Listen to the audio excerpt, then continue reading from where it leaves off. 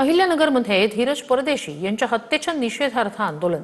फडणवीसांनी आंदोलकांशी संवाद साधून कारवाईचं आश्वासन दिलं. फडणवीसांच्या आश्वासनानंतर हे आंदोलन मागे घेण्यात आलं.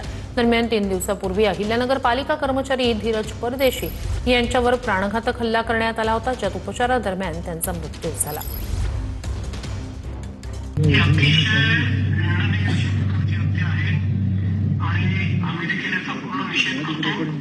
कुठल्याही परिस्थितीत ज्यांनी हत्या केली त्यांना आम्ही सोडणार नाही. हत्यारांना फाशी झाली पाहिजे या दृष्टीनं जागृती आवश्यकता आहे. मग त्याच्यामध्ये आपल्याला स्पेशल जे वकील आहेत ते वकील आपण त्या ठिकाणी देऊ.